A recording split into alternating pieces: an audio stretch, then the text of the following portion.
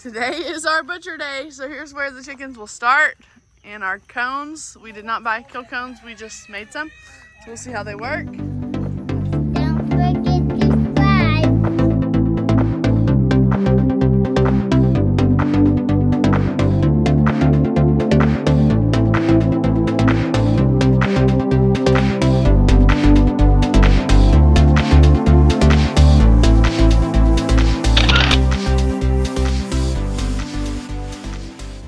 We had a lot of them sitting around, so we thought might as well just cut them in half and kind of reuse them as killing cones. And so that's what we did here. We cut, we had actually tested out which size worked. This was too small for the body, and this kind of works a lot better. So we had, what we did was we killed the chicken in this one cone, and then once that chicken bled out a little bit, then we would hang it for a couple more minutes, and then we kind of rotate them throughout that. So did something really simple, put a 2x material on the tree, and then just screwed these safety cones to that 2x material. So really simple, made of rubber. They cleaned easy. We will probably invest in some killing cones once we increase our numbers of chickens, but for the purpose of what it needed to do, it was definitely a good alternative. So there you go. Don't forget to subscribe. We'll go over here to get a little hot at 150 degrees to help the feathers come off. And then we borrowed this from our neighbors for helping get the feathers off. They'll spin around in there. And then over here, we will take all the guts and things out and save some, like we're gonna save the feet for our dogs and things like that. And then here, so we're using a 3-system cooler here. We have this one, it's just water. They call this the pink bath. So we'll have to, this is just where they can finish draining out a little bit. We'll have to refill this every once in a while. That's the same one. And then this one is a vinegar bath. So vinegar and water, it's about like a couple cups in there with that water. And they say once they go to this one, there shouldn't be any more pinkness, but the vinegar helps their meat to relax, which helps it stay tender. And then this is the ice bath.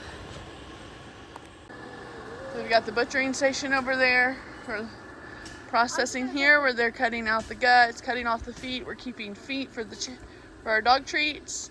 Over here, we're keeping hearts and livers. And we're storing them here. We've already got some in our freezer. We're moving along. First timers learning our way through. So the way we started this was my nephew and my son went and gathered up about 3 or 4 chickens, put them in a bin, and brought them over to our butchering area.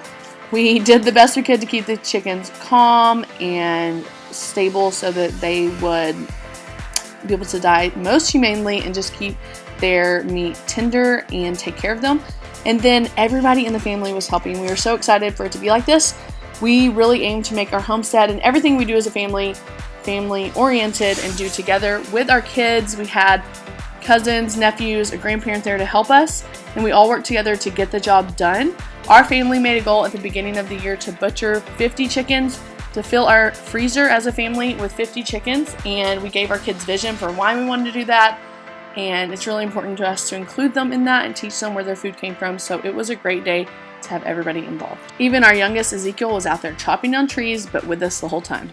So at this part, after we butchered the chicken and they've drained out, we bring them over here to this pot. We keep it going. We had to turn it off and on because you want to keep it at 150. And you dunk the chicken for 20 seconds. And you do that just enough time to get the feathers to pluck off. You kind of pull them, make sure they come off.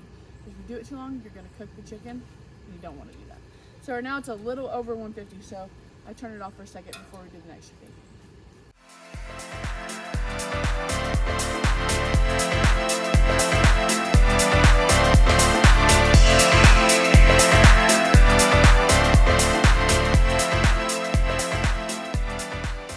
Hey guys, I want to let y'all in on a big tip that we had, or a big tool that we used during our butchering process, and that was the plucker. As you've seen, Brittany was manning that by herself, but it was that easy to use. It basically defeathered all of our chickens, each chicken in 15 seconds. And so it took 30 minutes out of, defeathering one chicken down to 15 seconds. And so it was really simple and really easy to use, very easy to clean up. All the feathers came out of the machine. There's not a lot to it. It's just a big drum with fingers and a big motor. It spins the bird around, as you've seen in the video. And so I would highly recommend, if you have the opportunity to go in with some friends or have that for yourself, it's about $499, $500 to get one of those for yourself. But like us, we had the opportunity to barter with our neighbor who had one, and I don't think we can go back doing it any other way. So go to Yardbird, and they have a ton of tools and accessories for butchering chickens, and I definitely encourage you to check them out. So yeah, it was an awesome tool to use. So thankfully our neighbors had this, and we're bartering with them. We're giving them chickens for their freezer to use it. This is probably about like $450 to $550, depending on which kind you get. I think this one's about that price. So we have a splitter on the water hose. So we have this hose and we have this one. So when we turn it on, alligator. When we turn it on, we turn the water here on. You can come show them this. And it sprays inside. You put the chicken in, and then you turn it on, and it spins. And while it's spinning, I use the water hose to make sure the feathers go down the side, and they come out all down here, which we'll have to dispose of.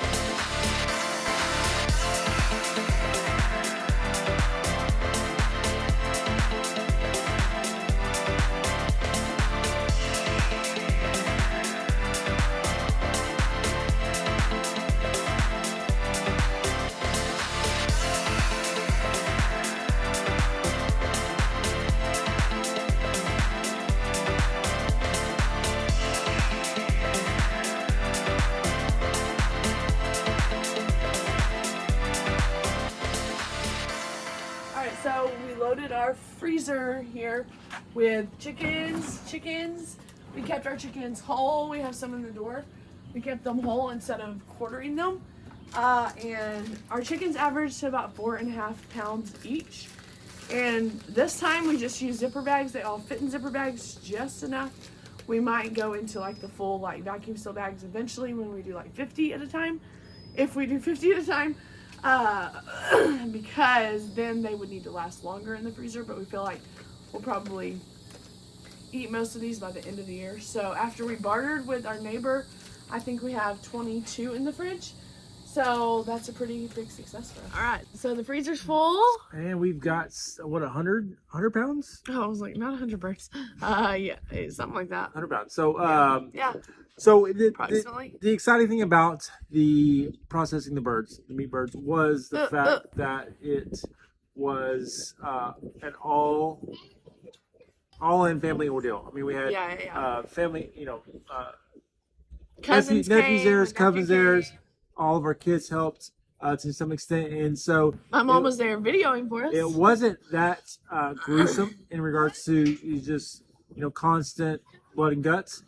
It was very clean and very succinct, I guess. I mean, it wasn't chaotic. Yeah. And we kept it pretty like streamlined and simple. But I feel like if we do more birds, we could add, either more people or more like lines of each thing kind of system. It was such a successful day that we wanted to do more. Yeah. So the question is, are we going to do more? Yes, we're going to do more.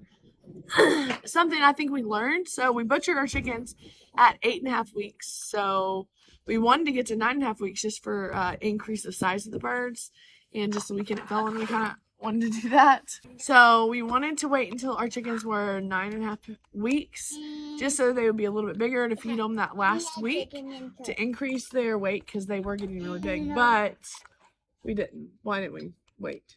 Well, I mean, it became so hot outside, and it was very difficult to keep them as far as shaded and or cool. And so we actually had 3 birds fall over dead, which we had one heard day, happen. So we were kind of like taking a chance. So from that extent, we didn't want to take any chances and risk of losing the entire flock, and so we made the decision to go ahead and butcher on the Saturday week prior. Just because we knew that at this point, at week 8 or 9, the risk of losing them increased. Yeah, because of heat and their weight and things like that. So at the end, we were moving them twice a day, so morning and night. Happy bird, tiny eggs. Yeah. So we were moving our meat birds morning and night, twice a day, so they got fresh grass. And something pretty cool that we read about in the Simple Living magazine is that chickens who get fresh grass every day, meat chickens, their meat versus like store-bought meat will have 50% more vitamin A, 30% less saturated fats, and 28% fewer calories, which was just a kind of cool thing we were reading about, and I was like, well, that's cool. But really, it just was a blessing to us because they got to nourish the land, which now our cows are enjoying the pasture and the fresh grass that is there because it was fertilized, and so that's really helpful for us. Well, I think it comes down to the fact that our birds were healthier. I mean, they weren't cooped up. If you've seen videos of chicken meat bird factories and refineries, but farms, is that you've got tens of thousands of birds all cooped together. I saw where a tornado hit a chicken house. All the birds stayed there, but they were missing 10,000 birds out of the 80,000 birds that were there. That's crazy. So in that fact, there was way less chance of diseases being the birds being impacted by any type of disease. Yeah. And I'll say at our cousin camp the week before, we actually butchered a regular rooster chicken of someone's and 2 of our meat chickens side by side. And the difference in the way they looked was half the amount of meat probably on that rooster versus our meat chicken. And even my sister, who they butchered some of their dual purpose birds, she said y'all's chickens look so much like the store-bought chicken, just so meaty. And we don't have that much just good meat. She was really impressed. She's like, I want to eat your chickens versus hers. It was really challenging for her to want to eat because they just look different. So we have the opportunity with this homestead co-op that we got our meat birds from to get birds in the spring and the fall. And like we just said, we butchered these chickens at 8.5 weeks. We plan to do more in the fall. We're going to get another batch. We haven't discussed how many, but we did discuss the idea of doing minimizing our butchering to once a year, so only in the fall. Once. Yeah, for the sake of not having to push. If they save that long, I mean, if the meat saves that long, then why not just get it all done? Yeah, if we could butcher 50 chickens in the fall, we would have them September to November, and then we'd be butchering in November. It would be cooler days. We could possibly get them to be 9.5 to 10 weeks like we wanted for butchering. Wouldn't have to worry about the heat. I think they were really close. I mean, if you look at the overall weight of the bird, you kind of want them at almost 6 pounds, and so I think ours fell. If you consider most of them weighed, the average weight was about 4.5 pounds. Yeah. I think the biggest one was 4 pounds 13 ounces. So yeah. And that is finished weight versus a live weight. So live weight at 6 pounds is what you want. And then, ours finished out around at 4.5 cleaned, without feathers, without guts. Yeah. So So, and at the end of this video, we're gonna break down the cost. Oh, the costs are definitely something to. So you can see exactly what we spent on our chickens compared to store-bought chicken. Because now, I mean, you're buying feed. I mean, I think one thing we will do different is buy all 500 pounds of feed all at once. Yeah, just have it stored, so you never. One, maybe you can get it cheaper. Yeah. But at the same time, you don't have to worry about the hassle of always going having, back and we gotta forth. get feed. Oh, we gotta get feed. Yeah. So if you have the space, just buy it. big bulk. Don't forget to subscribe. Okay, so the question is, why did we even decide to butcher our own chickens in the first place? Like, why? When we could just go buy them. Well, I mean, to the direct fact is the simplicity of knowing where our food comes from and knowing. It's like getting back to the simple life of like, we didn't create the birds, but we fed the birds, we nurtured them, we like helped them grow, and then we had our hands in the whole process, learning it. And I think the learning process of like gutting them and cleaning them, I think that was helpful. Yeah. And including our kids in that so they see where food comes from and things like that is really awesome. I did want to say this. Another interesting thing that kind of came about after we decided this, we decided, financially it is helpful to raise our own chickens and butcher them. We get to go ahead and pack our fridge so we're not buying it every month. We know where it came from, things like that. We know what it was fed. But did you know that in the U.S., in the past couple weeks, they have approved that they can start selling lab-grown meat. So meat that is created from cells of an animal, but is just created on Just to clarify, it's still the same meat cell. They're taking a chunk of chicken meat, putting it into cells of it, yeah. Cells of it, yeah. And then putting it into a trays and things, yeah. Petri tray. And then giving it the protein, the fat. Then they have this lab-grown meat that is in trays, and they cut it to look like the meat, like the breasts and things like that. So they've approved this in the U.S. Yeah, it comes from actual meat cells, like animal cells, but it's still lab-grown. And we've always been proponents of eating healthy and, and into fitness and things like that, and done fitness coaching. It's really important to us. And so doing things is close to nature, and it's close to its original form and how God created it is really important to us. And so that just added on top of it is we want to have our hands in the way our food is created, what it's made with, what it's fed, what it's put in it, all the things. We know exactly what went into those chickens, and so that feels really good and satisfying for our family. And in a world where different things are being approved, it kind of makes you feel a little bit better. What do you say? Yeah. What? I think I bet we will probably eat at a restaurant. I'm saying we won't even know. Yeah, that's the hard thing. You is won't know. Will you know? There might be a little label, or you just don't know. I don't think you'll know. I don't know because if you'll know. It won't be a byproduct. So it'll be. So they might not even have to label it. There might be rules where they won't have to even label it because it's technically an animal product. They don't tell you what type of flour they use, if it's from where they produce it, or where it was grown. Where it's grown, it would just be meat. Yeah. So, I mean, I think we will eat it. I just don't think we'll know we will eat it. But to control what we're eating in our home, which is what we eat most often, matters. So. We don't eat impossible foods or. Yeah, we don't eat the vegan. Soybeans. Nothing wrong with it. It's just we prefer to know what we're eating. Yeah, and to eat actual meat. So that's one of the reasons why we decided to do this, and we made a goal of 50 chickens in our freezer this year, and we're halfway there.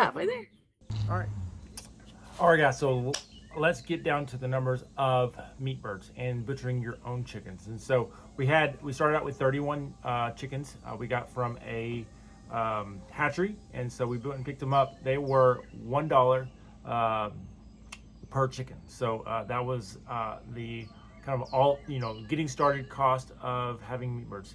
Now we did have to inquire building the coop. Now we used recycled lumber and material that we had on the property to build that. So that sunken cost is kind of part of homesteading. So most people have some type of chicken tractor. I would say if you had to buy a tractor or space for the chickens, probably $100 to $200 for something to whether you build or you buy for your chickens to a nest in. And then you had the most expensive cost really is the bags of feed. So went to the local feed store, Hills in our area, and they were $16 per bag. Now we went through 7 bags total during that process of 8.5 weeks. So we used about almost a bag a week. For the first couple weeks, it wasn't a lot. It's maybe half a bag. But then once we got into the 5th and 6th week, it increased. We were using 50 pounds per week. And then you have butchering process. And so thankfully we didn't have a lot of cost in that because we borrowed the chicken plucker from a yard bird chicken plucker from our neighbor. Granted, we gave 2 chickens away for that barter. We had the ice to cool, so 3 bags of ice in the process of chilling the chickens down after they were butchered.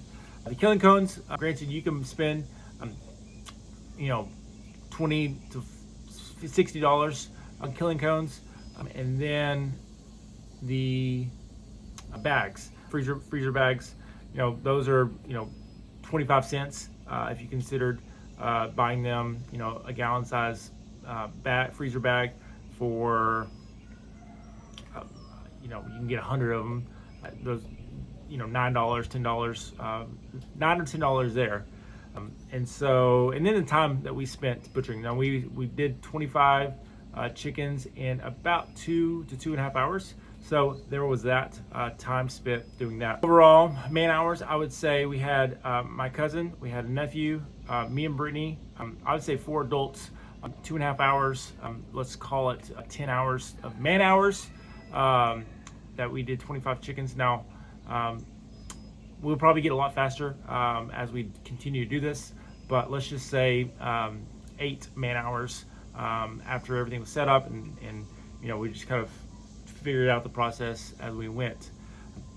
So I think you have to include the labor and the man hours into butchering, because I think if you take them to a butcher, what you can, it's about $2.50 per bird to butcher a chicken, and so some people do that. We elected not to do that because we wanted the experience. And so I think all in all, our birds averaged about 4.5 pounds